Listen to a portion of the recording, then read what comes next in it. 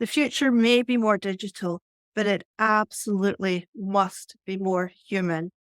And that involves valuing and respecting the education profession, all who work in education, in order to support students in their learning, their development, and their equity.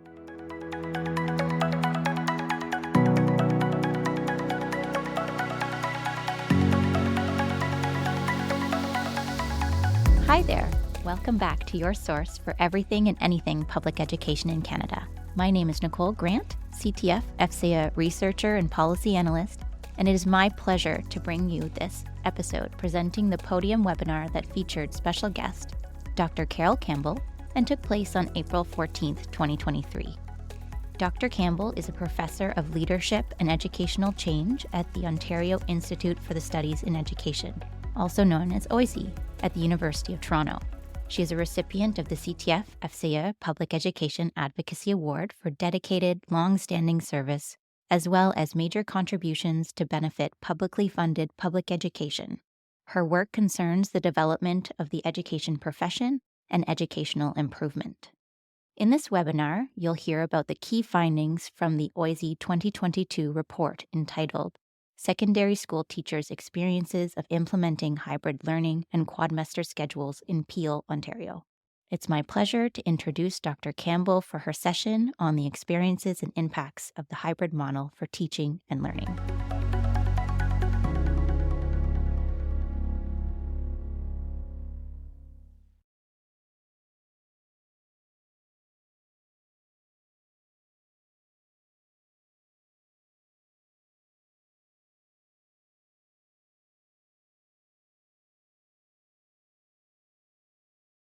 Good afternoon and good morning, everyone, from the West Coast to the East to the North. And thank you, colleagues, for joining me on this Podium series webinar, The Experiences and Impacts of Hybrid Model for Teaching and Learning. Welcome, Dr. Campbell, and thank you so much for joining us here today. Thanks, Nicole. Thank you for that warm welcome. And it's always great to be with members of CTF, FCA, and all of the affiliates across Canada. So thank you to those of you who are giving up an hour of your Friday to come and listen and engage in this discussion about hybrid learning. And I'm aware that we're also being recorded, so some of you will be listening at a later stage. So thank you for that. So I have a presentation that I'm going to work my way through, but there will be time for discussion, for comments, for questions. I'll do my best to answer any questions, but I want to be really respectful that the people who are listening to this webinar are also members of federations across Canada, and you're knee deep in these experiences and for your members. And I want to give a special acknowledgement and thank you to Ryan Harper, the president of OSSTF District 19, who reached out to me about this work, and also to OSSTF Provincial in Ontario, who have supported this work being made public. So thank you. So I've been asked to talk about the experiences and impacts of the hybrid model of teaching and learning. And for those of you who follow me on social media at Carol Campbell 4, or you can reach out to me at my university email, which is carol.campbell@utoronto.ca. So I want to take a step back before going fully into the hybrid learning, teaching and learning discussion. Well, one of the projects that I'm really honoured to be working on at the moment is I'm an independent facilitator with Professor Alma Harris about a national discussion on the future of Scottish education, and the hashtag Talk Scottish Education. For those of you that are social media, you can get a sense of what we're looking at. And we've engaged with literally thousands of people, especially children and young people, people who work in the education profession, and the wider workforce around education, parents and carers. And it's clear that the future is more digital. We've seen this rapid increase in artificial intelligence over the past few months, and the questions that's raising about assessments and exams and knowledge and learning and all of these pieces. So the future is more digital. When I'm going to say some things about hybrid learning that include some negative findings, this isn't about anti-technology. The future is more digital. And indeed, here in Ontario, there's been forms of remote learning for a very long time. There are some children and young people who cannot be physically in school for various reasons, or might not be able to access the courses or the subject that they want in their local school. So there's always going to be a role for online learning, but it's about that integration, appropriate integration of technology with teachers and teaching and learning. So the future is more digital, but it's also more human. If we learn anything through the pandemic, it's of how much relationships matter, how much social connections matter, how much being in school matters for a whole range of social as well as academic and developmental reasons. And Alma and I are working with this very large amount of data. As I said, almost 5,700 responses, over 6,000 social media posts. And the thing that keeps coming back over and over is the importance of learners and learning. That's the number one big theme. And the number two big theme, the importance of teachers and teaching and all who work in schools and educational organizations. So keep thinking about the importance of human as well as digital. So the work I'm going to talk about today, as I acknowledge the Ontario Secondary School Teacher Federation District 19, President Ryan Harper reached out to me at a point when I was doing a lot of researching and thinking and talking about the impact of the pandemic and shared views from his members, which was extremely helpful. So thank you, Ryan. And I worked with two of my doctoral students, Atika Aryan and Miva Q, on doing this work together. So I won't go into all the details of the context in which this work was happening. You will know it looks different in different parts of Canada, depending on the decisions governments made and school boards made or school organizations, how extreme the pandemic was or wasn't at the time. Here in Ontario, our schools were closed for the longest period of any schools in North America. And obviously during that time, there was a shift to remote learning. And over time, the Ministry of Education issued regulation and guidance really prescribing how much instructional time should be online and the use of synchronous learning. So it became quite strict in terms of what was required. By the summer of 2020, the Ministry of Education required schools to operate in one of three models: fully in person, hybrid or blended, people coming into school, people at home, or fully remote. Parents were given choice about what they wanted for their children. And the important thing for today's discussion in 2023 is that parental choice for their child to have fully online learning remains in Ontario. However, the funding for that has not remained. So school boards are now having to operate online and in-person learning within their existing resources. And one of the supposed solutions to this has been hybrid learning, where a teacher's teaching an in-person class and online students simultaneously. So that's what I'm talking about when I talk about hybrid. There's quite a few interpretations of hybrid, but that's what I'm talking about. So OSSTF asked their members back in fall 2021 what their experiences were with the combination of hybrid learning, and now this is secondary schools where there were also Quadmester schedules, and the overall pandemic. So hybrid, I've said, teachers simultaneously teaching students in person, in class, and online at home. Quadmesters in this case were when students were being divided into cohorts, supposedly for, their safety. They were in cohorts, and each attends school for 1 week, taking 2 courses in large chunks of instructional time, and then the next week taking 2 other courses and then going back. So 4 courses are completed by students over the span of 9 weeks instead of 5 months. So it's intensive. 2 courses a week, switch to another 2, back to the original 2. Now, when we get to the research that I'm going to present, because today we're talking about hybrid learning, I'm pulling out what we heard specifically about hybrid learning. But of course, the fact that this was happening in a context of timetabling changes, health and safety restrictions, a pandemic, it's difficult to disentangle everything. And I'm talking here about secondary schools, But I think some of what I'm talking about resonates for elementary schools. And I'm also going to draw on a study by the Ontario Teachers Federation with all of the affiliates in Ontario, so elementary and secondary, French and public. So I'll pull on some of that to talk about what they found, Dr. Lisa Bairami found about the elementary piece.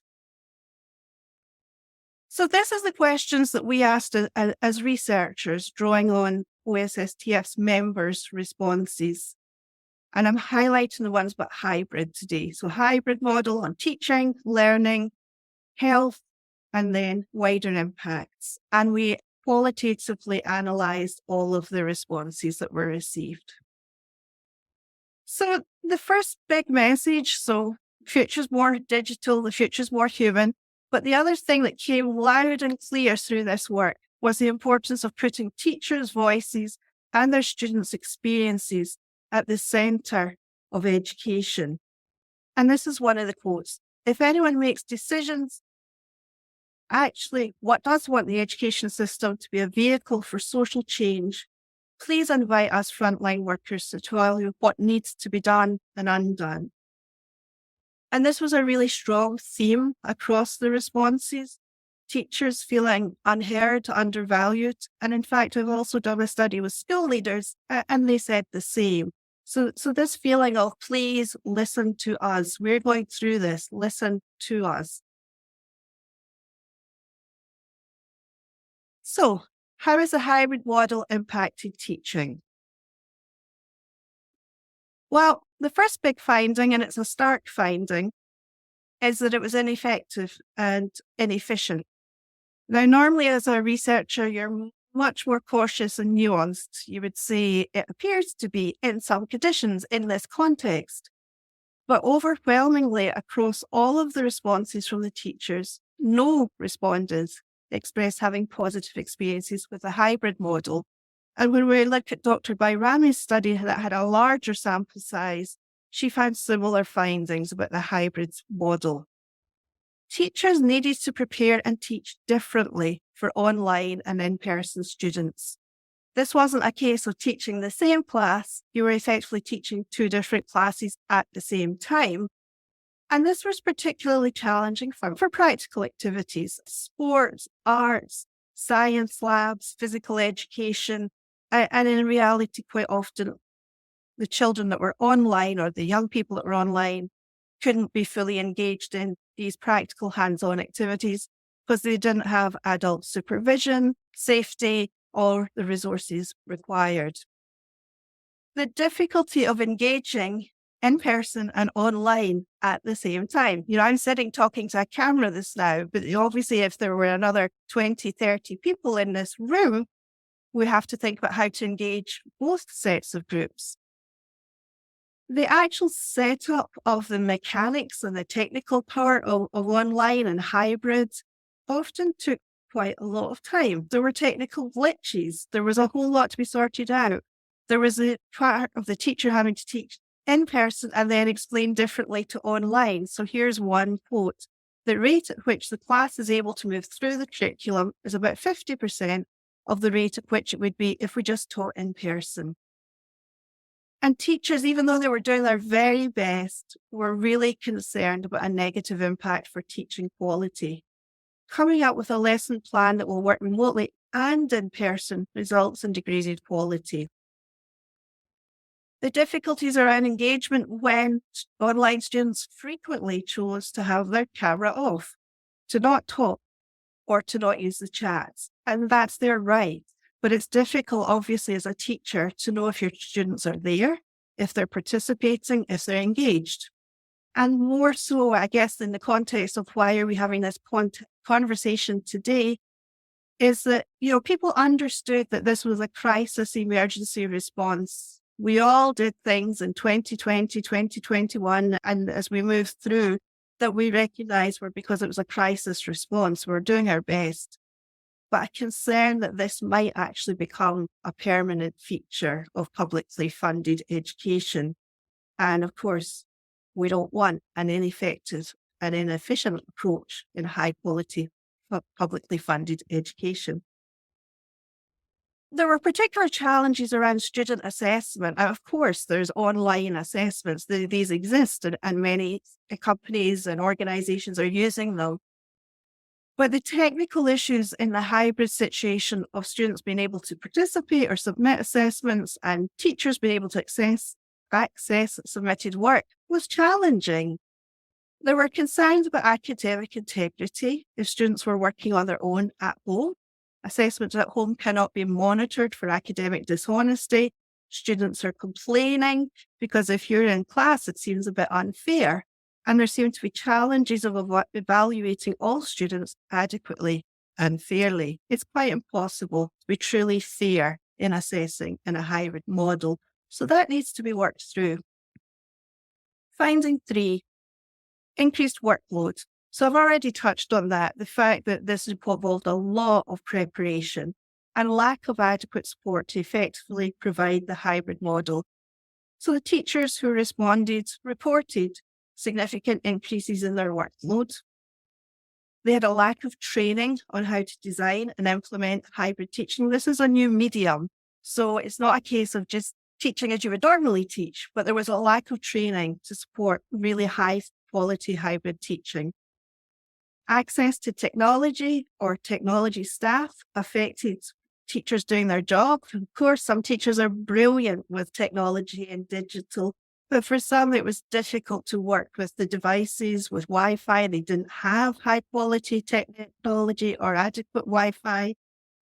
There's also a lack of support to equip students for this new world. I mean, students, the term digital natives, but there's a difference between going on your device socially versus having the digital literacy to really know how to navigate and learn. So it's a skill to be learned. Students could choose to be in person and online, and that was difficult for the teacher to keep track of attendance. So if a student wasn't in classroom, were they at home? Were they online? Were they not on home?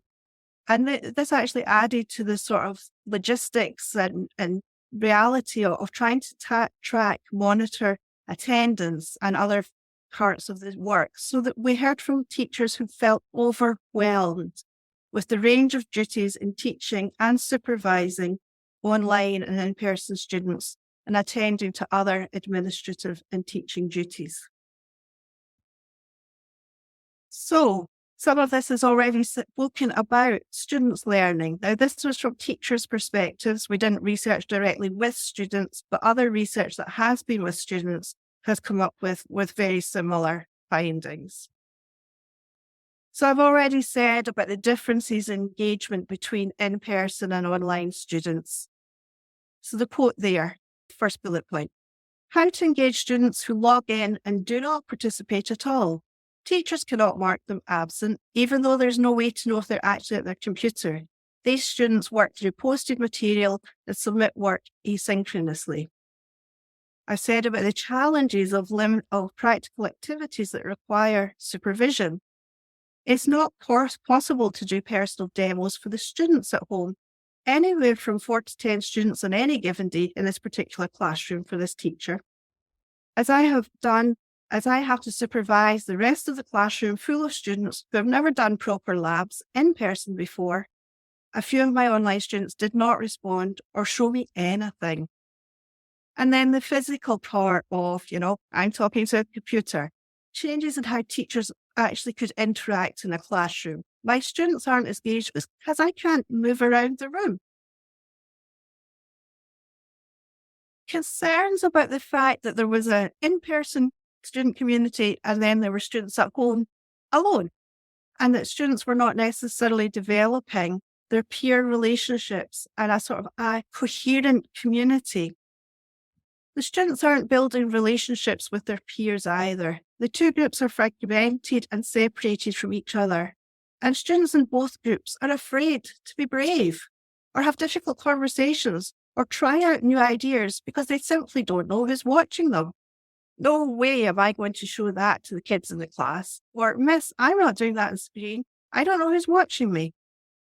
So the teachers end up becoming almost like a navigator and a translator between these two groups of students.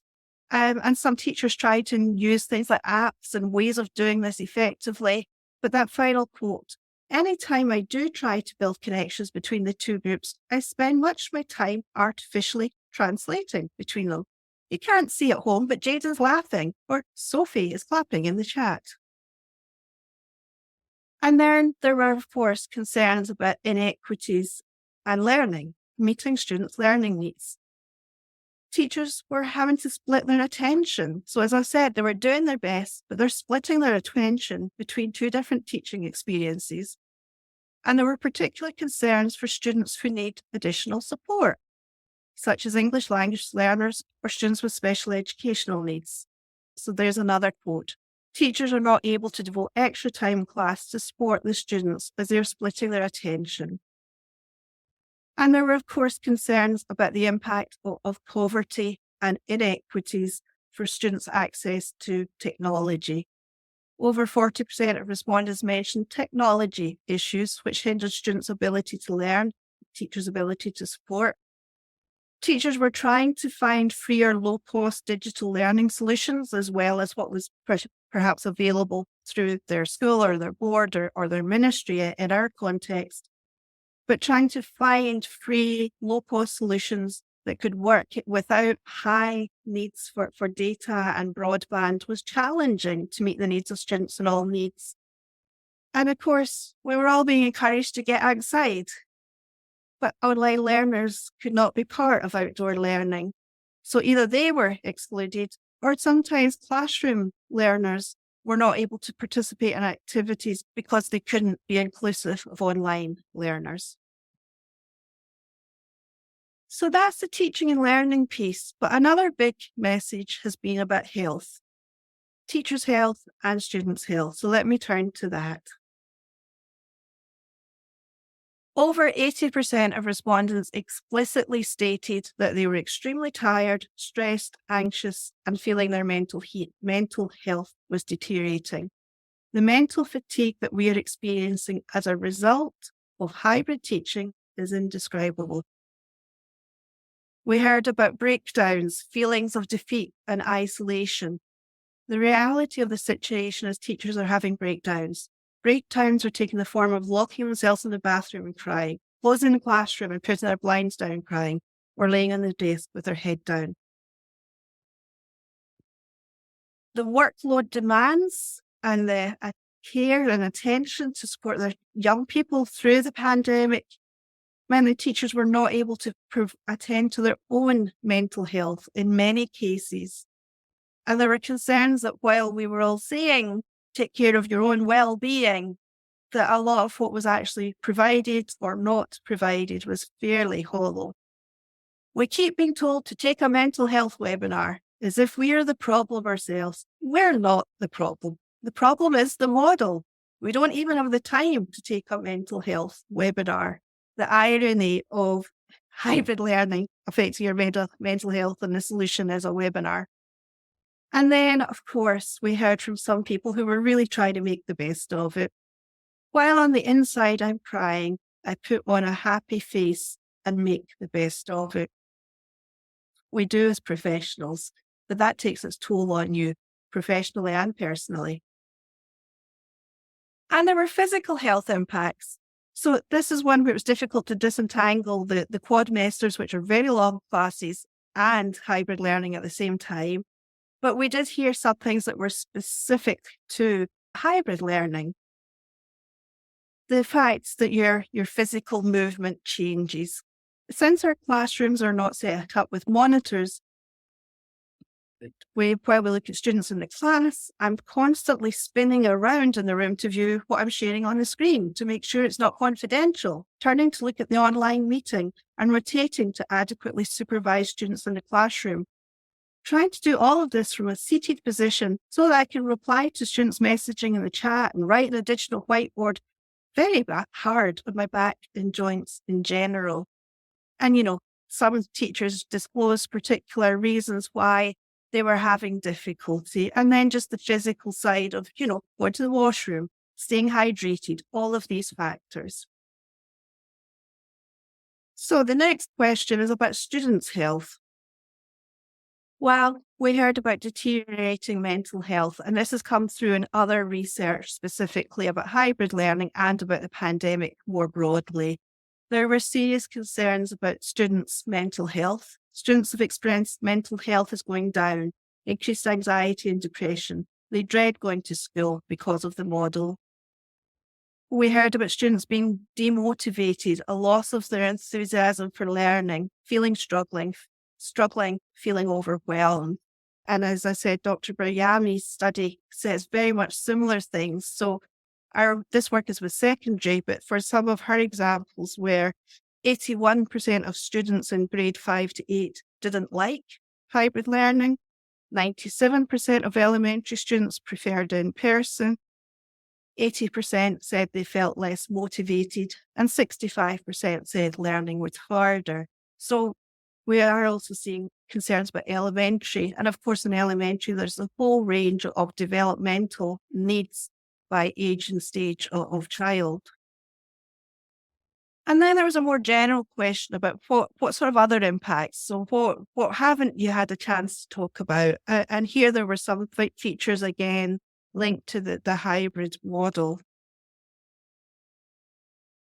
And I think this is something that's really had less public attention and something where CTF and all of the federations and affiliates across Canada have a really, really important role in supporting your members and letting the public know and other stakeholders know.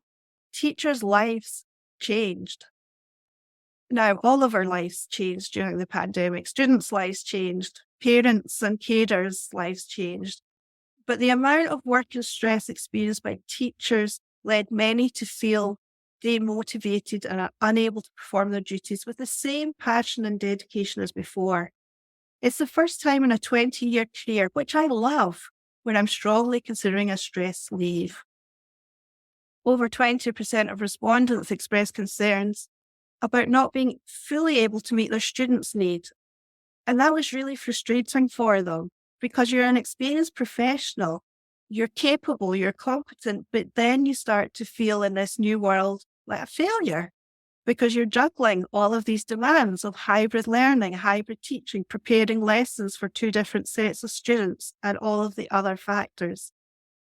And really worryingly was some of the language that the teacher used. Respondents felt that the Quadmester and hybrid models made them feel disrespected, undervalued, underappreciated, even abused, betrayed, and mistreated by their employer. That is not how you treat a profession. You need to value professional judgment and professional experiences. And there you can see many respondents express feelings of dissatisfaction at being unheard, unsupported, undervalued. And there's a real concern that, and I've heard this from school leaders too in my other research, that people in school were in the middle of this and then things were coming from governments or from other parts of the education system that were in a real disconnect with what the day-to-day reality was. So that need to listen. And opportunities like this, and I know that several other teacher federations and CTF have been engaging with members through surveys and other means.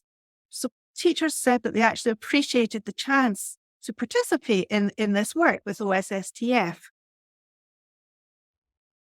Now, some of that unfortunately also spills over to your personal life. If you're stressed, overwhelmed, feeling a failure. So people had even more difficulties with their healthy work-life balance. Some people spoke about really feeling a failure in all areas of their life. They're overstretched at school, and then they were overstretched when they came home. And the difficulty of disconnecting from work, feeling exhaustion. Weeknights, I can't sleep. Weekends, I can't get up.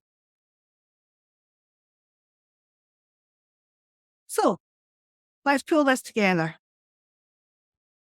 Here is the summary of the findings that I've just read out. These are difficult findings. Now, remember, I'm not saying that technology is bad. In fact, the future is digital, but it's about the appropriate integration of technology within teachers' work, within teaching, and within learning. And this particular hybrid model of one teacher simultaneously teaching an in-person class and students online in different locations is problematic. It's very challenging to ensure academic integrity and academic engagement and fairness.